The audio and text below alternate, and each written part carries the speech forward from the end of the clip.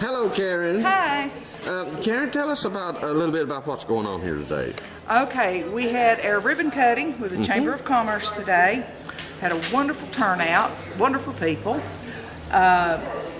City officials, county officials, board members, our volunteers. It was just a good turnout, and they came to see our store and get the word out about us. Right. When you say habitat, they think free home, but you know what? Habitat is more than that, and it's not free home, is it? No, it's not. Habitat helps with finding homes, or Right. building homes, I should say. Right. That are first-time homeowners. They go to classes, they learn finance. Some may not even know how to balance a checkbook. Right. So we help them in all that before they go into the house. Those classes are mandatory. They even put work into their homes themselves as far as helping build it, flooring, siding, everything. Right. So they have so many hours to contribute. So it's not free. Right. If they are approved for a Habitat home, the great thing about it is it's interest-free, which gives them a break. They will pay the first year's insurance on the property, and after that, it is included with their house payments.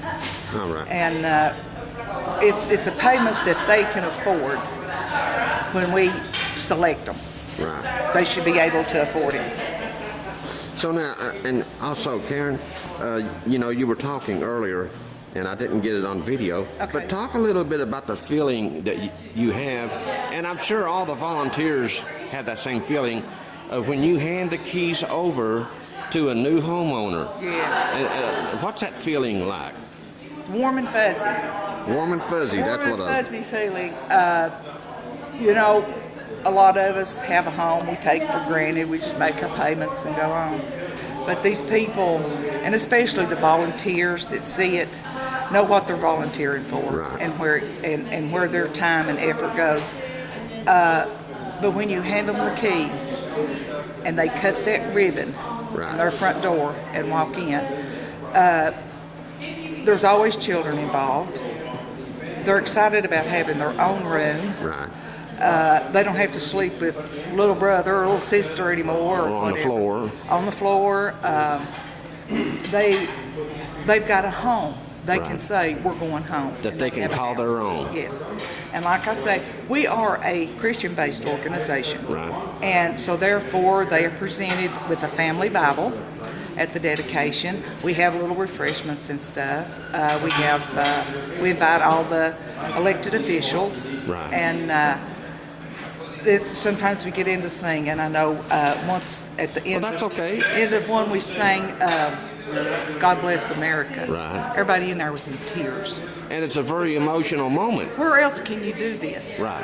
But in America. So, Right. yeah, that brought tears to your eyes. But when the family, we do everything with the presentation and all, and then the family, we ask the family if they have anything they'd like to say. Right. That's it right there. That's I it. get cold chills right now just thinking about it. But that's why you do it. That's why I do it. Because you care about the community, and the people. And the people. Which the people are the ones that make up the community. Uh-huh. And it's a wonderful feeling knowing you educated somebody on what it takes to own a home. Financially, we set classes with attorneys to talk about wills. We set up classes with a financial person to talk about foreclosures, your credit and your credit score and what it means. Banking, how to do checking accounts. We do one on nutrition. If there's young children involved where they may have some reason, we can provide parenting classes, especially for young mothers Right. that have never actually been parented themselves and are doing the best they can. But all this is just included with it, and they work really hard doing their community service work. They really do. They can help out in the store, but they have to do 100 hours at least on their house that's Right. being built for them.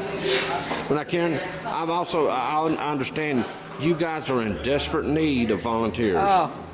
We need some good, strong men That I try to put the deliveries, the pickups on Saturdays where maybe they're not working.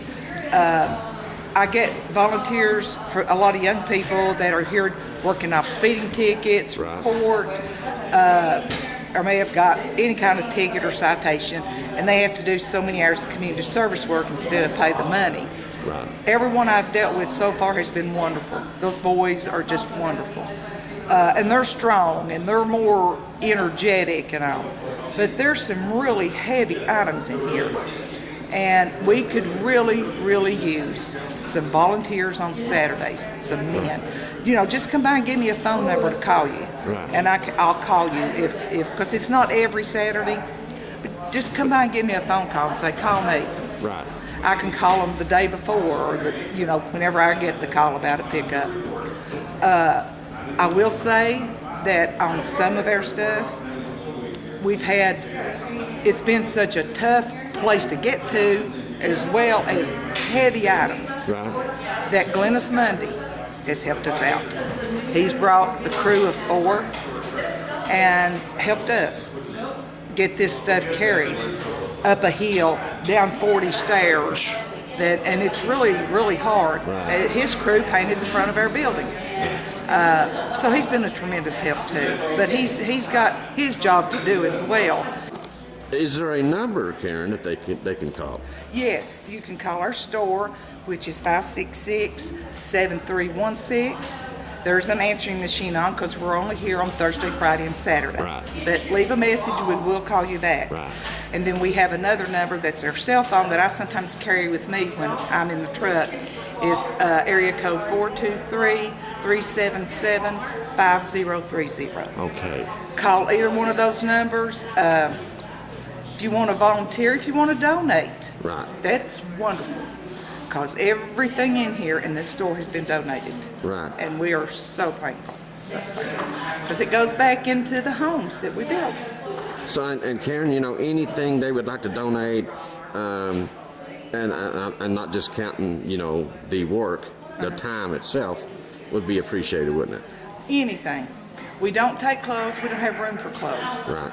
And I know we get a lot of questions, paint, flooring that you might have left over, any kind of building supplies we take, doors, furniture, whatnots, dishes, just it may be something somebody needs. Yes. And they don't want to pay the full price at the big box store somewhere. Yeah. And they don't need that many, so it might be here. Or they can't pay the price somewhere else. Right. And they come here and we work with people.